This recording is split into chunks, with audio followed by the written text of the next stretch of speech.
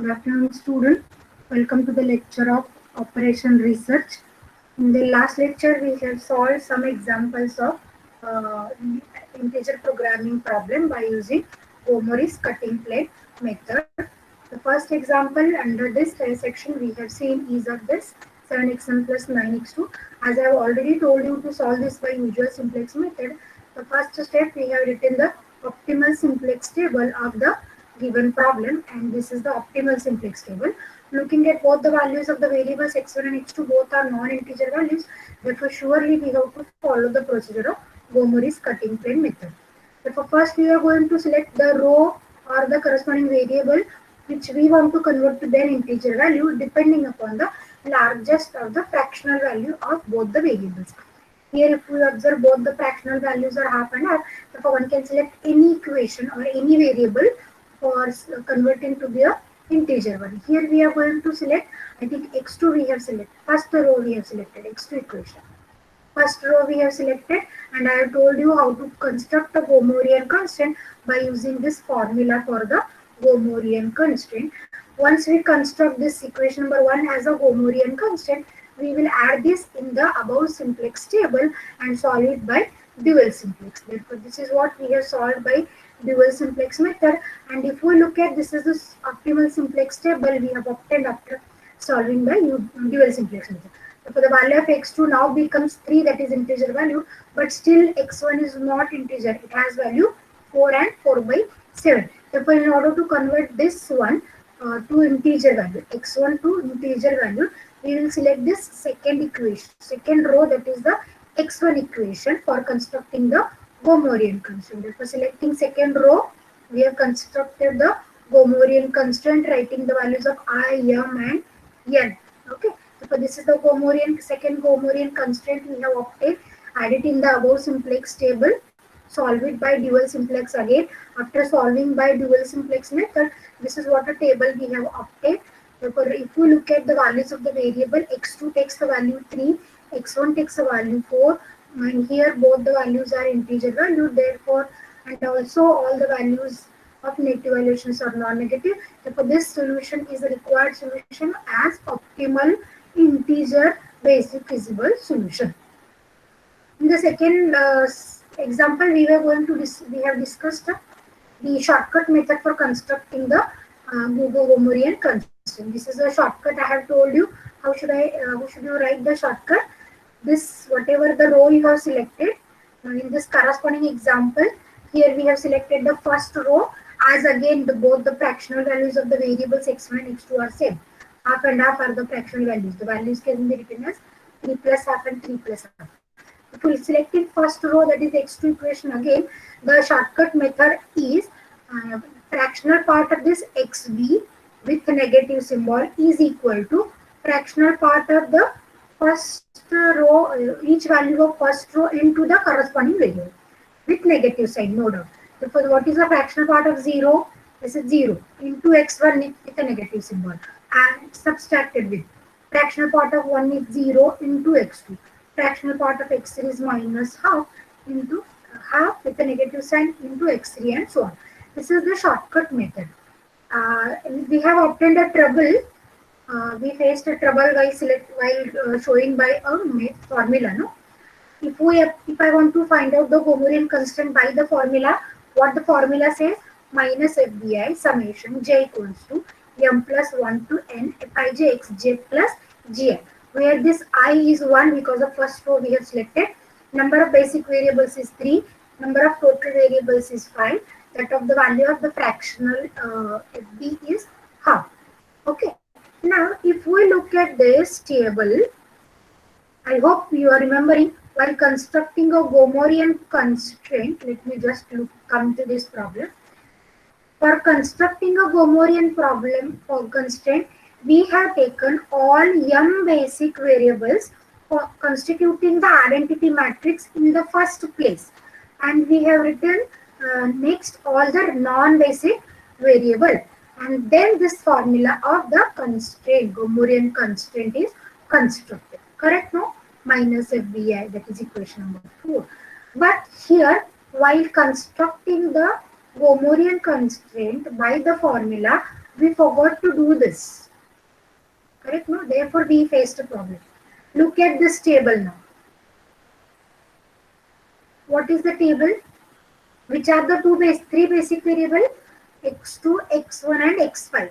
But here x1, x2 comes in the first place, but x5 is coming at the last place. Therefore, if we want to write this, or if you want to construct the Gomorian constraint by the formula, you have to arrange the first three variables as the basic variable. But what will be a location then? Let me construct here at the last.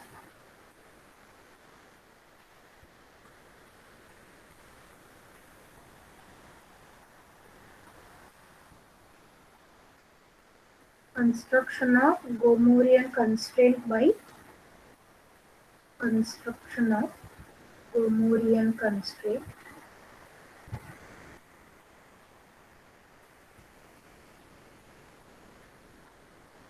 formula.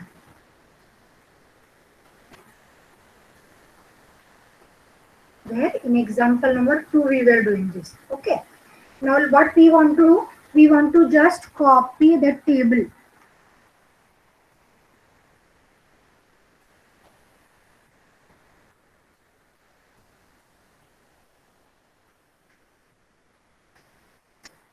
We will copy this table. Okay. We copy the table, and what we will do after copying, we will write x1, x2, x5 in first position. That of we will write the remaining variables in the later position. Okay, let me just copy the table.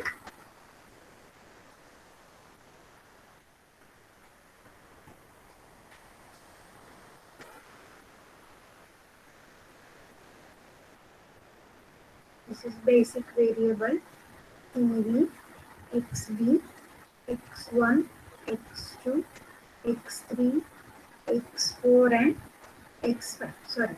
Now I want to just copy X5 in the first place. And here what I will do, first we will write basic variable and then we will write the non-basic variables. As we have seen, x1, x2, x5 are the basic variable. Therefore, let me write the remaining two later, x3 and x4. Correct, no? And the cost of the variables is moved out 1, 2, 0, 0, 0. Getting me, no? These are the basic variables as per the Gomori's construction of Gomorian constraint. And then we are writing non-basic variable. Now we will write here x2, x1 and x5, and the cost is 2, 1, 0. The values of the xb variables is 7 by 2, 7 by 2, no? 7 by 2, 7 by 2 and 4. x1 is 0, 1, 0. x2 is 1, 0, 0. Or you can write x2 first also. x2, x1 and x5. Shall I write like this? x2, x1 and x5. Then what about the entries? x2 will be 1, 0, 0. x1 is 0, 1, 0. That of x5 is 0, 0, 1. What is the entry of x3? This is half, minus half and 1. And what for x4? This is 0, 1 and minus 2. Correct, no? Is there any difficulty with this? What we have done simply... Hello? Am I audible, students? Yes, ma'am. Yes, ma'am. Okay, we have just rewritten this some optimal simplex table as per the construction, right? Now what we will do? Now we will select the first row for the construction of Gomorian constant and write the formula. What is the formula says then? Minus FBI is equal to negative summation j equals to m plus 1 to n Fij xj plus gi. Is that okay? Now let's just tell me the values of the parameters. I is 1 because the first equation we have selected. What for m? Number of basic variables 3. What is n? Number of total variables 4. Then what is the value of fb1 we were selecting here? Half, no? Yes, ma'am. Now just let me substitute the values. So this is minus fb1 equal to negative summation runs from 4 to 5 f1j xj plus g1. If I just run up this summation, this is minus f1 4 x4. This x4 is actually the fourth variable. But here, what is the fourth variable in the count or in this reconstruction? Fourth variable is x4. Correct, na? If you are getting confused, I can just change this variable to yj. Okay, yj. Now, if I want to evaluate, this is the fourth basic variable y4, right? Minus f15 y5 plus g1 minus fb1 equals to, what is minus fb1 is minus half equals to. Now what is f14? F14 is fractional part of x14. F15 is fractional part of x15. And what is the fourth variable in the table? Y4. Fourth variable is x3. Correct, na? And what is the fifth variable? X4. Now I just want the positions f1, x14 and x15. These are the two positions. Correct, no? X14 and x15. What is the fractional part of x14? Fractional part of x14. Is it 1 by 2? Yes, Yes, ma'am. Fractional part of x15 is 0. 0. So what about the equation? Minus half x3 minus 0 x4 plus g1. That is minus half equal to minus half x3 plus g1. This is the Gomorian constant. Now we just look whether this is similar to the Gomorian constant we have constructed by shortcut. Correct, na? Minus half equal to minus half x3 plus g1. Minus half is equal to minus half x3 plus g1. Okay. What we have missed out in the last lecture? This rearrangement we have missed, no? According to the construction methodology, the first variable should be the basic variables at the starting of the table, and remaining we have to write all the non-basic variables. Okay? Is the confusion gets clear? Yes, ma'am. Okay. So for what I suggest you to go by the shortcut always, because here in these kind of cases, if your basic variables are not in the first places, you have to remember this point that the basic variable should be arranged at the at the starting columns of the simplex table, and then you have to use the formula. And why is he using the formula? X4 didn't mean X4 actually, no. Here as we have seen, what X4, here I have changed the notation, that's it. So y4 is the fourth variable in the table, and what is the fourth variable? X3. Okay. Yes, ma'am. Yes, any doubt about this? And every time we have to arrange the basic variables in the beginning. Yes, if you want to construct the Gomorian constant by the formula. Otherwise, this is the trouble, no? This is the trouble we have faced in the last lecture. We have not arranged this in the, we have not arranged the first columns of the basic columns of basic variable. So what's the problem we have faced here?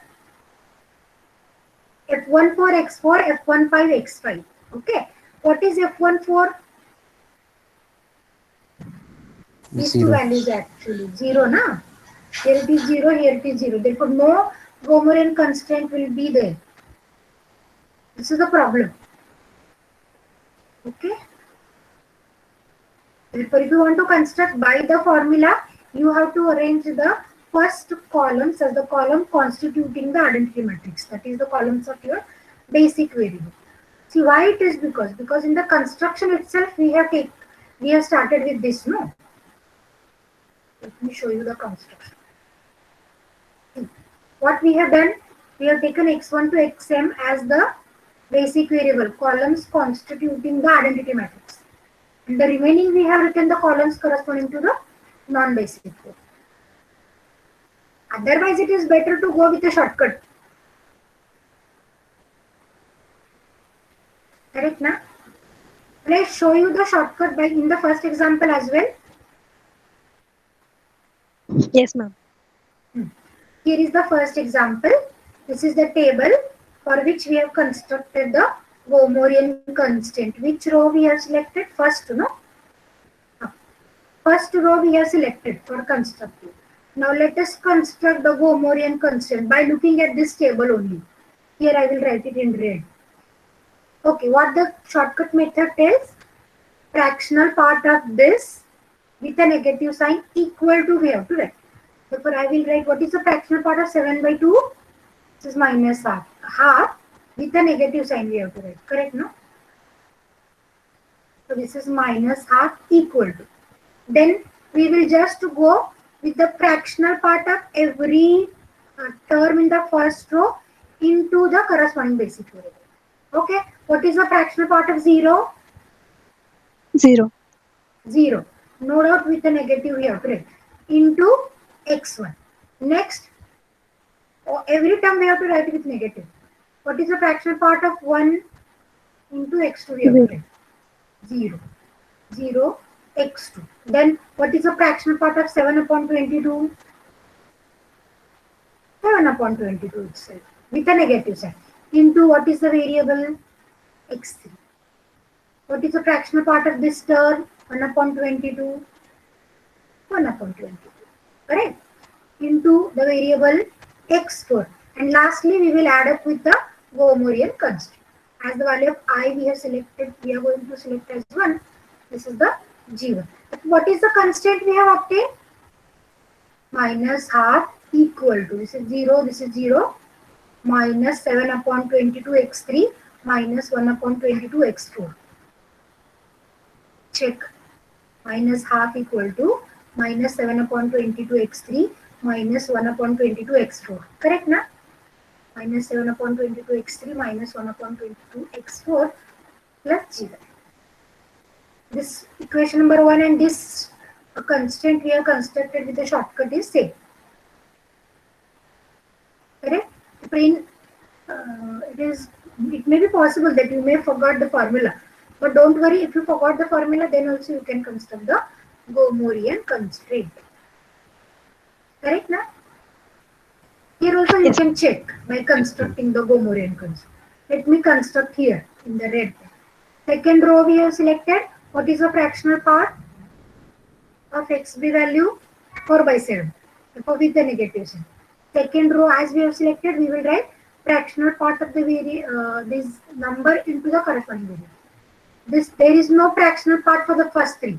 Therefore, let us skip this one. What is the fractional part of this fourth number? Minus 1 by 7 into what is the variable? x4. Now this entry is negative itself. How we have to write this negative entry?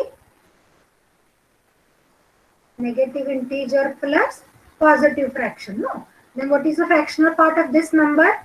6 by 7. Therefore, with the negative sign, minus 6 by 7. What is the variable? G1 is the variable and added variable is plus G2. Check. Minus 4 by 7 equal to minus 1 by 7 x4 minus 6 by 7 x5. Okay, what is x5 here?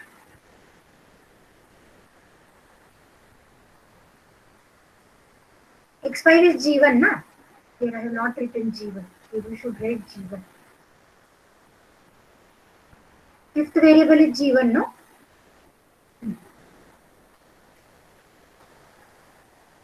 Now check. X minus 1 by 7 x4 minus 6 by 7 G1 plus G2. Correct, na? Minus 4 by 7 equal to minus 1 by 7 x4 minus 6 by 7 G1 plus G2. Same, no? Yes, ma'am. This is the shortcut for constructing. This shortcut method is given itself in the book. Therefore, you can follow it. No doubt.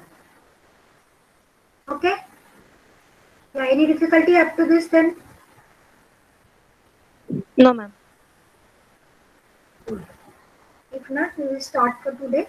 In this lecture, we are going to understand a next method of solving an integer programming problem, that is branch and bound method. You have to make a lot of practice for solving the examples by Gomorian method. Is it okay? Yes, Now ma'am. let us go for a next method called as branch and bound method. Actually, this method is very lengthy. Therefore, for our syllabus, we have only algorithm, not example. Okay. As the name suggests, branch and bound, this actually works like divide and rule. This actually works like divide and rule. Let me just tell you the methodology behind branch and bound method. Okay. Suppose we have a linear programming problem with us. Maximize z is equal to cx subject to the constant ax equal to bx greater than or equals to 0. And suppose we have solved this given LPP with whichever method is applicable, or one can say solved by usual simplex method. And suppose the value of the variables obtained by solving with a suitable method is not integer value. And this is what the method we are using for an integer programming problem. That is, values of the variable to be integer value. Let us assume one of the variable xj is having a non-integer value. One of the variable is having a non-integer value. What is our aim actually? Our aim is actually to find out the integer value of this variable xj. Let me denote this bracket xj to be the integer value, or one can say xj star is the value of the value of xj, and this bracketed xj is the integer value or integral value of xj's. Okay. Now we want to divide the problem. Actually, considering branch and bound means we want to divide the problem into smaller parts, into a sub-problem. That is the concept behind the method, is to divide the entire feasible region into smaller parts. That is into sub-problems. How to divide this into the smaller part, that we will try to understand.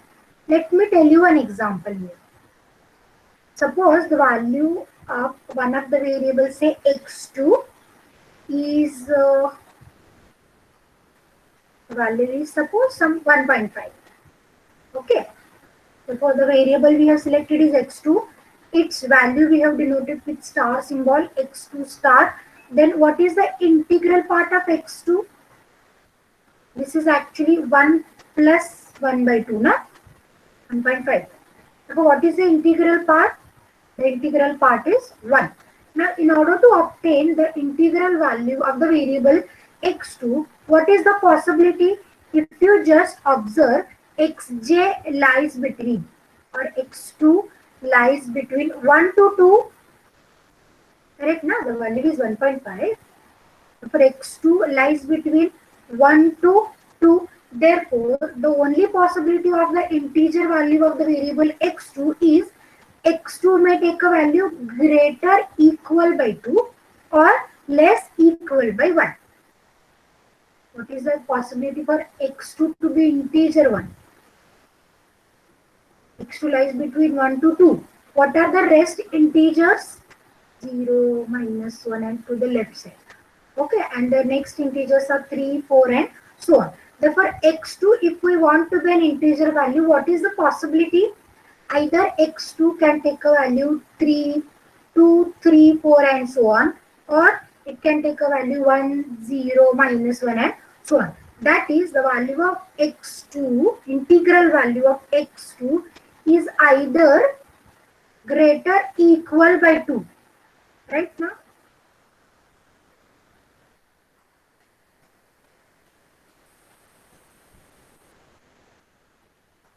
Okay, this is the one possibility. What is the another possibility? x2 is either going to lie on this side for the integer value or on this side, right?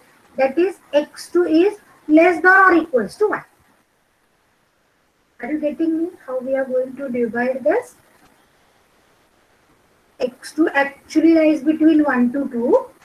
Therefore, if I want the integer value of this variable x2, then the integer value, one of the possibilities says that it is either 2 or greater than 2 or 1 and less than 1. Therefore, which are the two equations we have obtained? X2 greater equal by 2 or x2 less than or equals to 1. Is it okay for everyone? That is, we have found the possibility, the region for the possibility. The integer value cannot be obtained between this region. But what is the possibility of the region? Either this is the possibility or this one is the possibility. Correct, no? For the value of variable x2 to be integer. Therefore, we have the two different constraints in our hand, then adding the two constraints in the original problem. Can we add both the constraints simultaneously to the original problem? No, we cannot add because x2 greater than or equals to 2 and x2 less than or equals to 1 cannot hold simultaneously. Therefore, what we have to do with original problem, once we have to add x2 greater equal by 2, or with original problem, once we have to add x2 less than or equals to 1, and these are the two sub-problems constructed. These are the two sub-problems called as sub-problem 1 and sub-problem 2. Then one has to solve the sub-problems separately. One has to solve both the sub-problems separately. Okay. Getting me how the original problem is divided into two sub-problems? Yes, ma'am. If you have a difficulty, you can ask. Therefore, what are the constraints to be added for the construction of sub-problems? Let me repeat. Xj is a variable with non-integer value. Okay. Let us assume xj star be its value. Xj star be its value. And this bracketed xj star is integral part of xj. Integral part of xj. Therefore, actually we know very well that xj lies between xj star, integral part of xj star to integral part of xj star plus 1. Correct, no? Here as we have written, what is the integral part of x2 star? It is 1. Therefore, x2 lies between 1 to next integer. No? What is the next integer? Add by 1. Therefore, 1 and 2. Therefore, here also xj lies between integral part of xj star and integral part of xj star plus 1. Therefore, construct two constraint as. Which are the two constraint constructed then? What is the constraint? First constraint is xj is less than or equals to integral part of xj star. And what is the second constraint? Xj is greater equal by integral part of xj star plus 1. You can check here. X2 less than or equals to 1, that is x2 less than or equal to integral part of x2 star. X2 greater equal by 2 means integral part of x2 star plus 1. These are the two constraints. Therefore, in general, which are the two constraints? This is the first constraint of the sub-problem and this is the second one. And by adding the two constraints separately in the original LPP, two different sub-problems will be constructed. Okay. Okay, now let us go to the methodology. What the methodology tells us? See, this is the original problem, say. This is the original problem. Now, the original problem, I will just write LPP. Okay, where the value of xj is not integer one.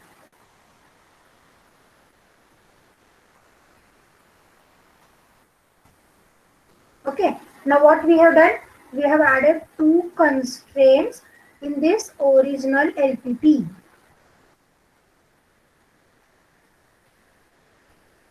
For which variable we are doing the process? For xj. Okay, therefore which are the two constraints to be added? Xj less than or equals to integral part of xj star is the one constraint. Second constraint is xj greater than or equals to integral part of xj star plus 1. Okay, by adding the constraint to the original problem, we will be constructed with sub problem 1. Now this sub problem is LPP with this constraint. What is the second possibility? This is the sub problem 2. Then what is the next step? Solve the two sub problems separately with the whichever the method is applicable. Whichever the method is applicable. Now how to get the solutions then? Then there are three possibilities are going to arise. What are the three possibilities? First possibility is, suppose both the values of the solution, both the solutions of the sub-problem are integer one. Case 1. This is giving me the integer solution. This is also giving me the integer solution. This sub-problem is giving us the integer and this is also giving us the integer. Then which integer solution to be selected? The one which is giving us the optimal value.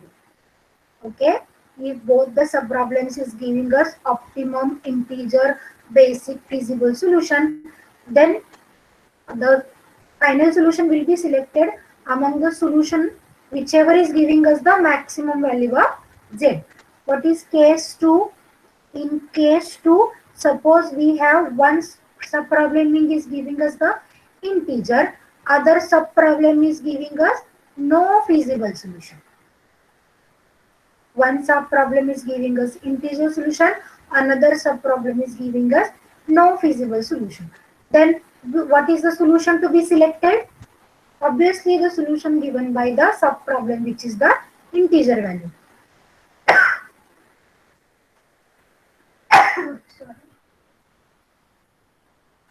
Okay, and this second case is dropped out. Third case is one sub-problem is giving us the integer solution, another sub-problem is giving us non-integer solution. Another sub-problem is giving us non-integer solution. Now in this case, whichever the variable is giving us a non-integer value, divide into two sub-problems again. Divide into two sub-problems, and this will be sub-problem 3 and sub-problem 4, and get the solutions of both the sub-problems. And suppose these two sub-problems are giving us integer value, then which will be selected as a solution. We have three solutions with us now. Then whichever is giving us the optimal value of z will be adopted. Okay, or if it comes out with the second possibility, integer and no feasible. If it comes out with integer and no feasible, then only one integer we have. Then among the two integer, select whichever is giving us the optimum value. If one is giving us integer, another is giving us non-integer, again divide and do it and carry on the process. This is what the methodology is. Understood the methodology? Branch and bound. See how many times you have to solve. Suppose simplex method is applicable every time. Then if once the problem is divided into two problems, sub-problems, how many times we have to solve by simplex method? One for solving this LPP, once for solving this sub-problem 1, once for solving this sub-problem.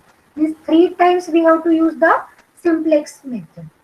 And if we comes out with the third possibility, 4th time and 5th time. 5th time you have 5 times you have to use simplex method to solve 5 different LPPs. So lengthy method, no? Hello? Yes, ma'am. Okay, is the method understood? How the constraints are constructed? If you have the difficulty, you can answer. Actually, totally depends on this. As this variable x2 lies between 1 to 2, the value of integer value of x2 is either 2 or onwards or 1 and backward. Right? No. This is what we have written. For x2 is either greater or equal by 2 or less than or equals to 1. Because there is no integer between 1 and 2.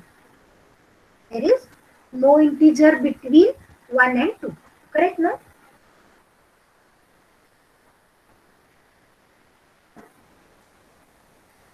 Yes, students, whether you are having the problem with this, any difficulty with this? Okay. If you are not having a difficulty, the last point remains. Whenever we are going to find out the integer value of the variable xj, upper and lower bound should be fixed out for the integer value. Because whenever we are writing that x2 greater equal by 2, we have to fix out the upper bound. Whenever we were writing x2 less than or equals to 1, we have to fix out the lower bound. Correct? The upper bound for the variable is fixed out with the optimal value of z. Okay? So what is the upper bound in this case? Upper bound for the variable. Upper bound is the optimal value of z.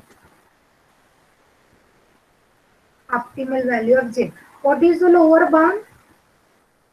The lower bound is being calculated by rounding off the values of the variables to the previous integer and finding the value of z for the corresponding round off value. Okay.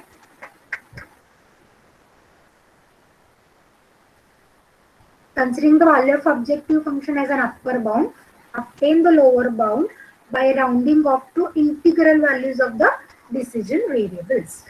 This is what lower bound and upper bound. Don't worry, as we don't have any problems for the syllabus, we have only algorithm. But have you understood the algorithm? How to divide the problem and then how to solve. These are the three possibilities. Both integer, one integer, no feasible solution, one is integer and there is non-integer.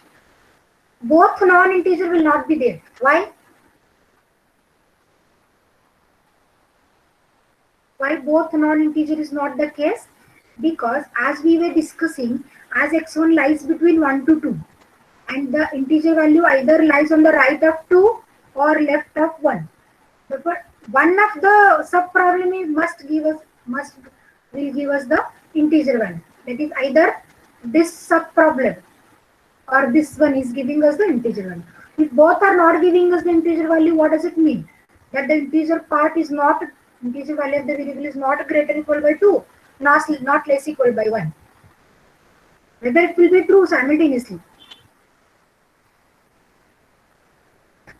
x2 1.5 आहे आपला आणि आपण constant possibilities काय दिल्या, एकतर x2 greater equal bye 2 असेल किंवा less equal bye 1 आणि दोन्ही जर नॉन इंटिजर सोल्युशन देत असतील तर याचा अर्थ काय, म्हणजे तुमचा x2 ग्रेटर इक्वल बाय 2 पण नाहीये आणि x2 लेस इक्वल बाय 2 पण नाहीये, म्हणजे मग काय तो 1 आणि 2 च्या मध्ये येणार का?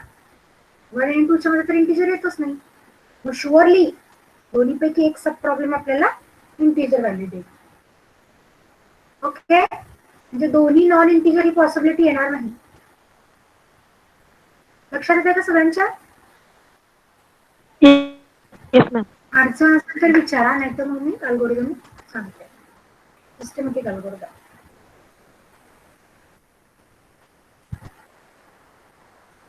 हे स्टुडंट्स आहे का काही अडचण? No, ma'am. नाही ना, प्रॉब्लेम डिवाइड कसा केला वगैरे वगैरे.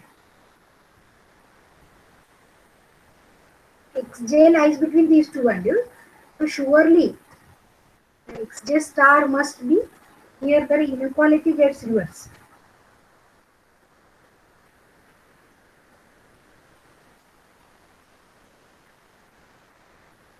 Correct? Just to remember. Let me write the algorithm for this method now. Okay? In your exam, algorithm can be asked. if it was taken out, provided, right? No.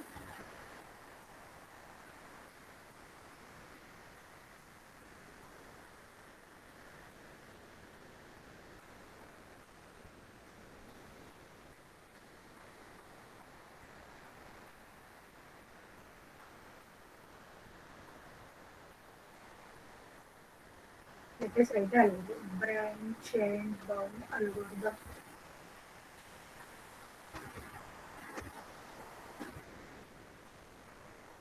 Stepwise we will do. Step 1. What is the step 1? As usual, solve the given LPP with the usual simplex method and test the integrability of the solution. If the solution is integer value, then no need to go further. Correct, na? Obtain the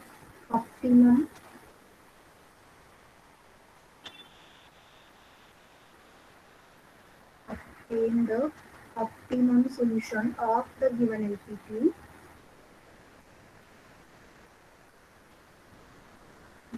LPP by usual simplex method.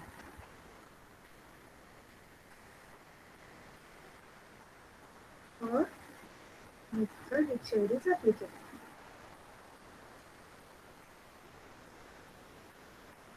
Because sometimes that simplex method is not applicable, no?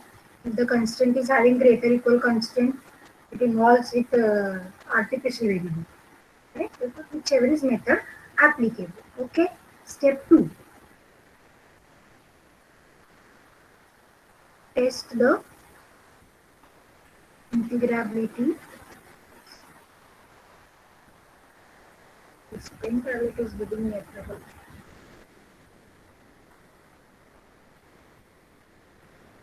Test the integrability of optimal solution.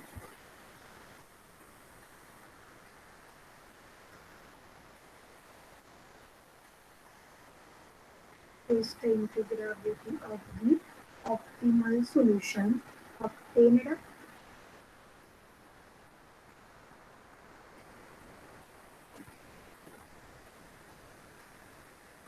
in step 1. There are two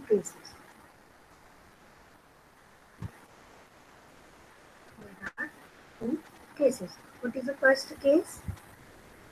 If the solution is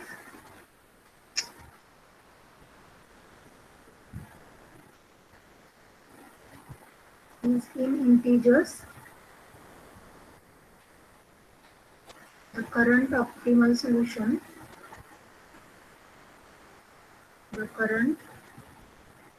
is optimum.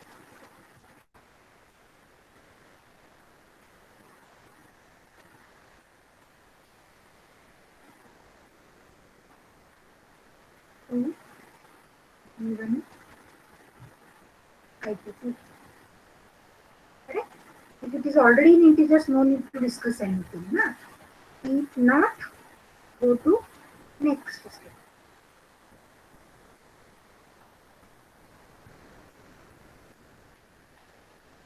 Step 3 tells us considering the value of objective function. Here we are going to set the upper and lower bound for the values of variables. Considering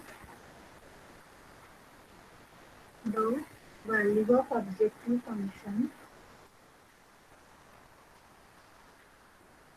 as upper bound, obtain the lower bound,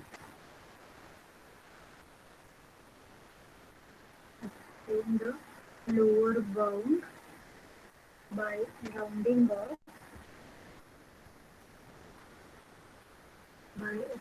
off to integral values of the decision variables.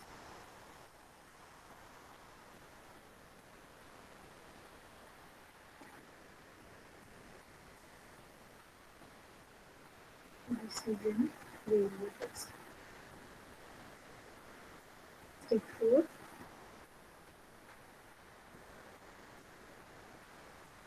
Let the optimum value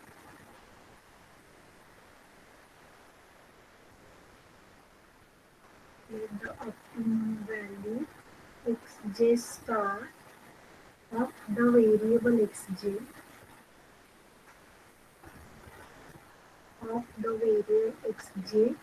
be not an integer. Then subdivide the given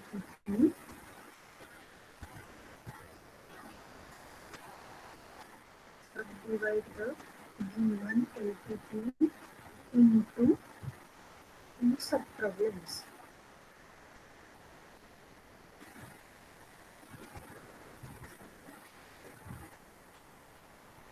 What is the subproblem 1?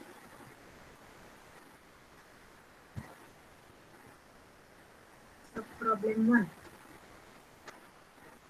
Given LPP with additional constraint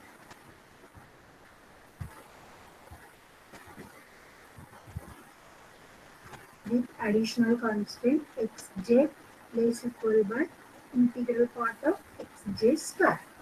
What is subproblem 2? Given LPP with additional constraint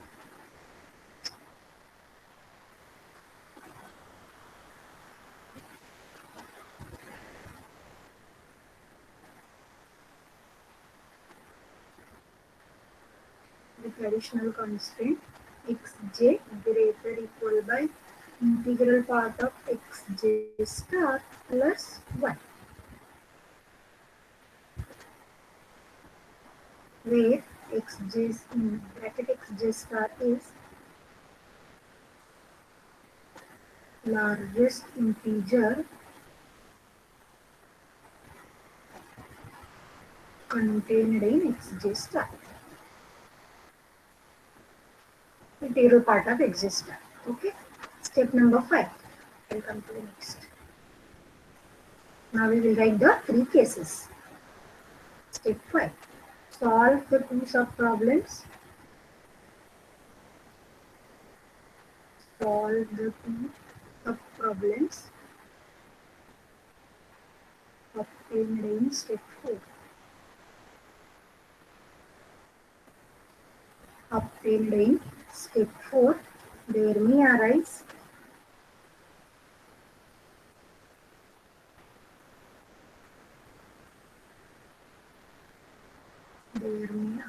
three cases. Okay, what is case number 1? If the optimum solution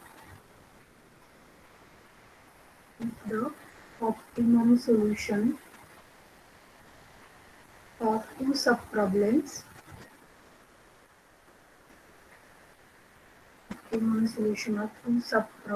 are integral, means both are integer values, are integral, then required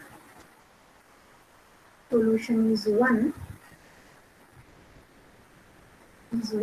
that gives larger value of j. That gives larger value of j.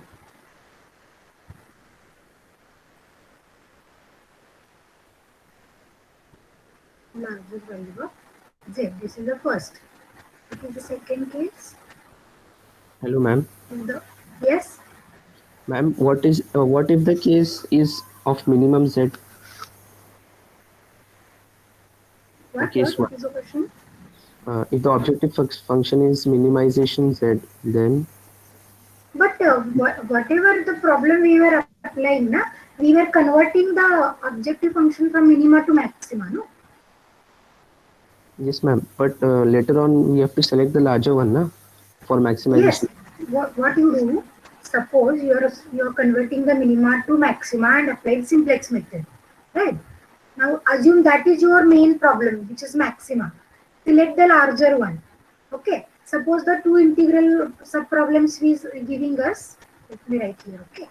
Suppose the two sub problems whichever here we obtain are giving us the values, say 20 and 30. Okay, where this is of z star, say what is z star? Minus z, no, Minus Z. which we have converted. Then whichever is giving me the maxima, this is I am going to select. Therefore, which problem I am going to select as an optimal one is 30. Correct? No. Therefore, what is minus z? Is Z star minus if I put as 30 is equal to minus z is equal to 30. Then what is z? This is minus 30, no?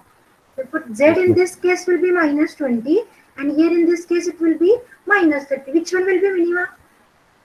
Minus This 30. one will. Ah, there is no issue then. Correct, na? Yes, ma'am.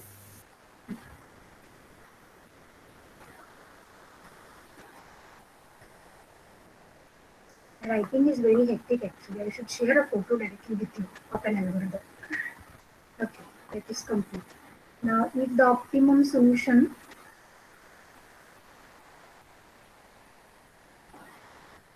if the optimum solution of one subproblem is integral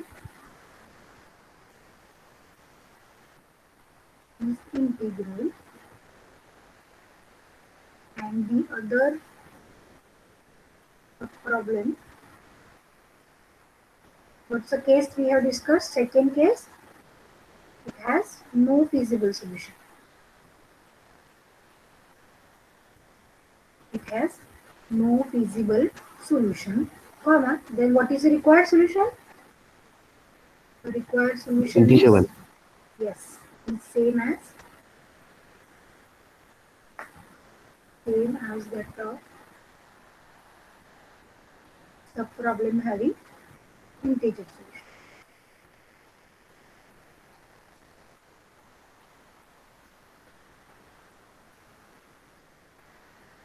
Now, third case, one integer and another is non-integer. No? If the optimum solution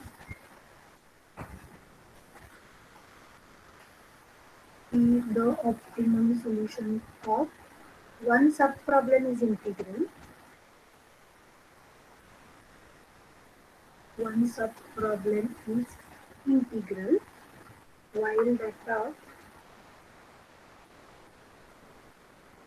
while that of the other is non-integer valued. Non-integer valued, then record the integer solution, it is moot. Record the integer valued solution and repeat step 5. That is divided into subproblem. Repeat steps, sorry, 3 and 4 I have to write. Repeat steps 3 and 4. So this is the current 5 now, for the non-integer valued subproblem.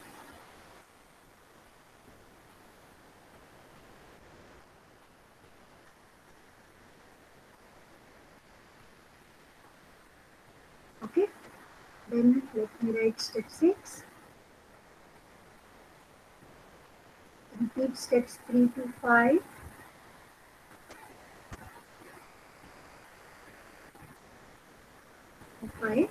Until all integer valued solutions obtained, or until all integer solutions are recorded.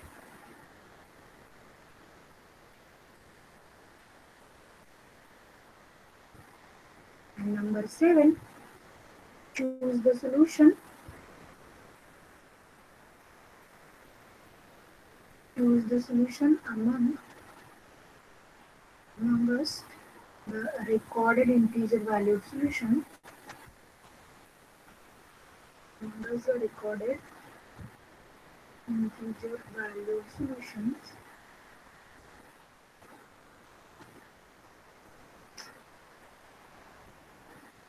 that gives an optimum value of z.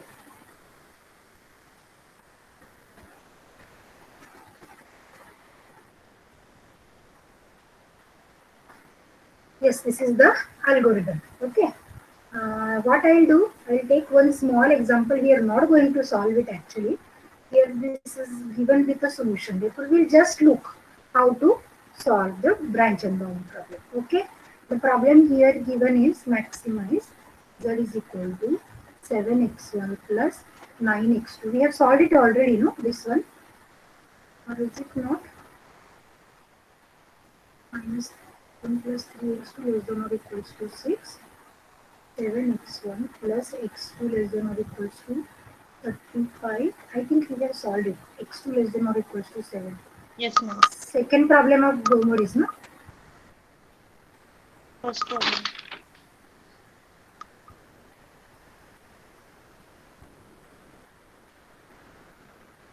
Okay. Now what I am going to do, I am going to tell you the solutions directly. Now optimal solution solving by usual method or whichever is applicable. We have obtained the solution to be x1 equal to 9 by 2, x2 equal to 7 by 2, and the value of z is 63.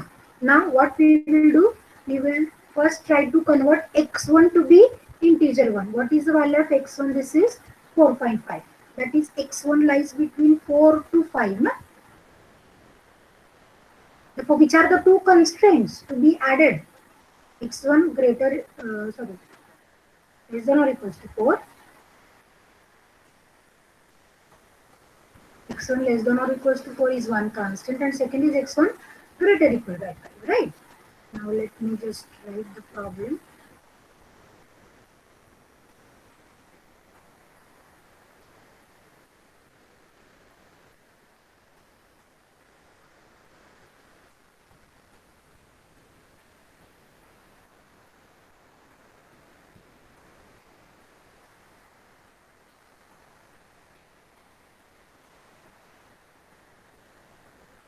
The original problem. These are the two sub problems. Okay. What is the original problem?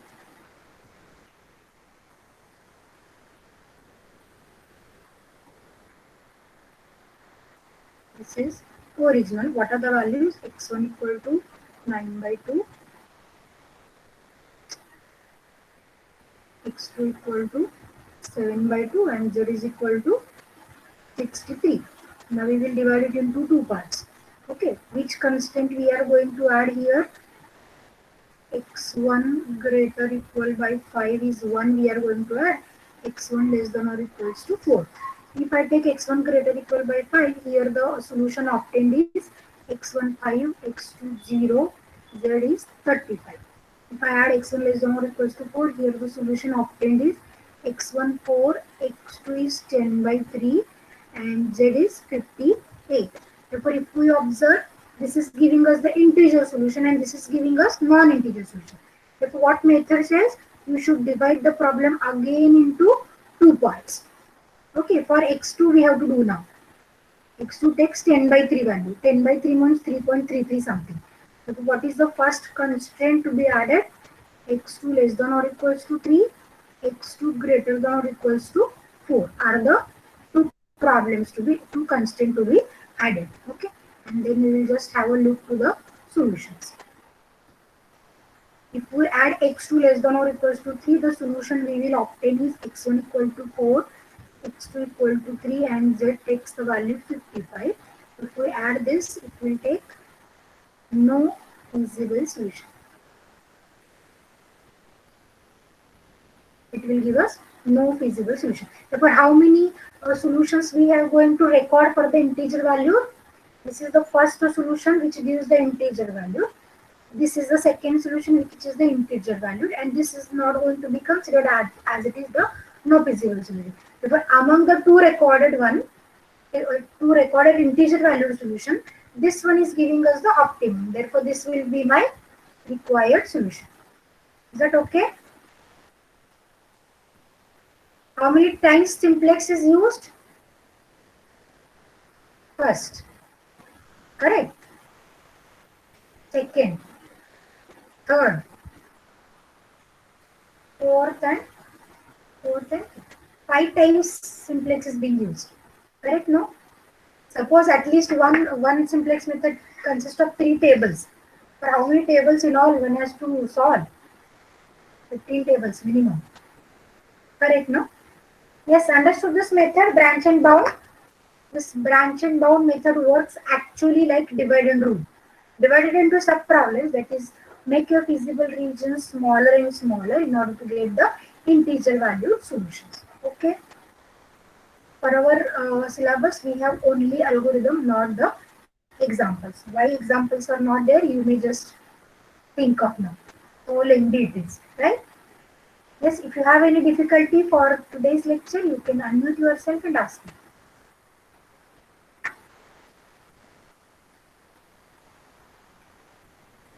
Yes, students.